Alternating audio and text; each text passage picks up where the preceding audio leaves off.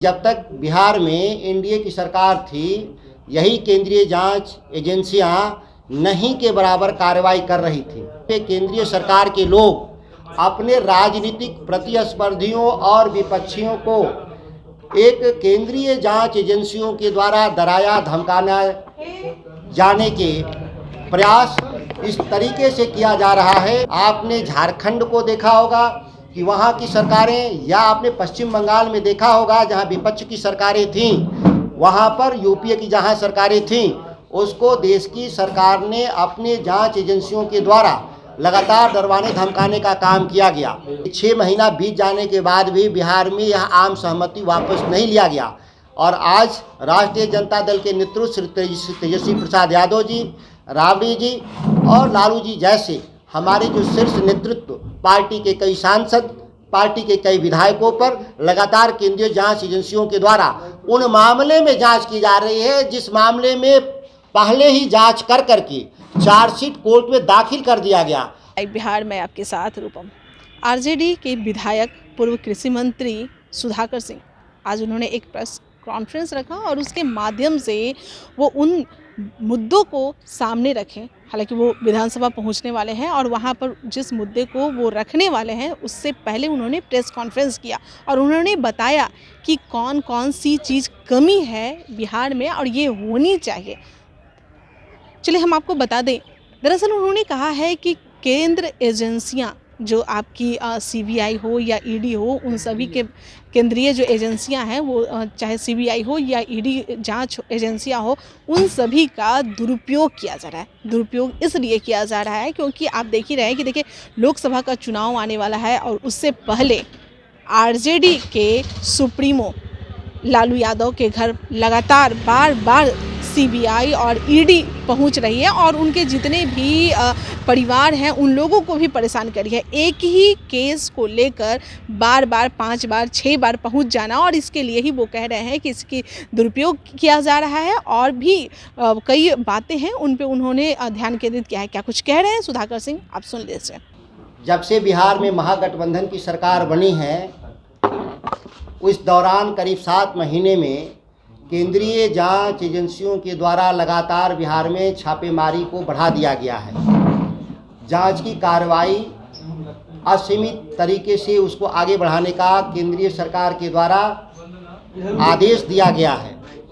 आश्चर्यजनक है कि जब तक बिहार में एनडीए की सरकार थी, यही केंद्रीय जांच एजेंसियां नहीं के बराबर कार्रवाई कर रही थी। इससे साबित होता है देश के तमाम जो विपक्षी दल हैं जिनका आरोप है कि देश की सत्ता में बैठे हुए केंद्रीय सरकार के लोग अपने राजनीतिक प्रतिस्पर्धियों और विपक्षियों को एक केंद्रीय जांच एजेंसियों के द्वारा डराया धमकाना जाने के प्रयास इस तरीके से किया जा रहा है कि राजनीतिक अस्थिरता का जन्म हो रहा है। आपने देखा होगा, महाराष्ट्र को देखा होगा आप लोगों ने, आपने झारखंड को देखा होगा कि वहाँ की सरकारें, या आपने पश्चिम बंगाल में देखा होगा जहाँ विपक्ष की सरकारें थीं, वहाँ पर यूपीए की जहाँ सरकारें थीं, उसको देश की सरकार ने अपने जांच एजेंसियों के द्वारा लगातार डरवाने धमकाने का काम किया गया।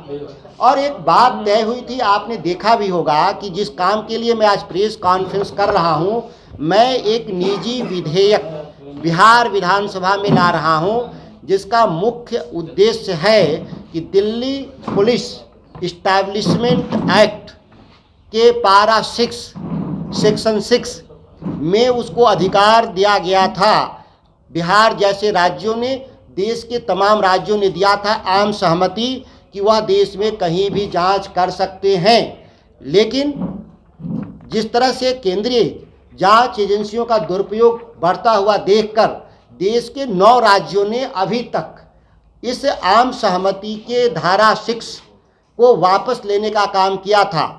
आज भी 10वां राज्य पश्चिम बंगाल ने भी वापस लेने का काम किया, जो लागू नहीं हो पाया।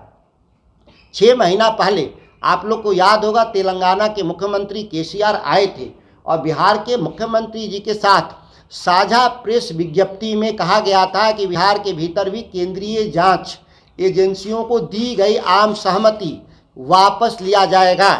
लेकिन आप देखते होंगे ये 6 महीना बीत जाने के बाद भी बिहार में यह आम सहमति वापस नहीं लिया गया। और आज राष्ट्रीय जनता दल के नेतृत्व श्री तेजस्वी प्रसाद यादव जी, राबड़ी जी और लालू जी जैसे हमारे जो शीर्ष नेतृत्व, पार्टी के कई सांसद, पार्टी के कई विधायकों पर लगातार केंद्रीय जांच एजेंसियों के द्वारा उन मामले में जांच की जा रही है जिस मामले में पहले ही जांच कर करके चार्जशीट कोर्ट में दाखिल कर दिया गया। अब किसी भी जांच एजेंसी को या किसी भी तीसरे पक्ष को लगता है कि कोई नई सूचना है, कोर्ट में जाकर उसको सबमिट करना चाहिए और ट्रायल कराना चाहिए, लेकिन ट्रायल ना करा करके इस अनिश्चित काल तक जांच के नाम पर उलझाए रखना और विपक्ष की एकता और विपक्ष के राजनेताओं को धमकाना, यह एक नया सगल तो मैं नहीं कहता। इसीलिए कि जो अभी वर्तमान में जो केंद्र में सरकार में बैठे हैं उन लोगों का खुद आरोप था,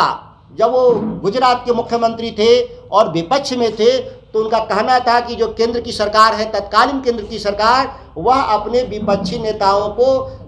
केंद्रीय जांच एजेंसियों के द्वारा तंग एवं तबाह किया जा रहा है। कहने का मतलब कि यह सर्वानुमति है इस देश में,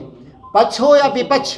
कि नहीं, यह केंद्रीय एजेंसियां दुरुपयोग की जा रही हैं। लेकिन दुर्भाग्य क्या है, जो भी हम सत्ता में आते हैं वो हम इस बात को भूल करके उन एजेंसियों का दुरुपयोग को बढ़ा देते हैं और जो विपक्ष में है वो उसको समाप्त करने की बात करते हैं। इसीलिए मैंने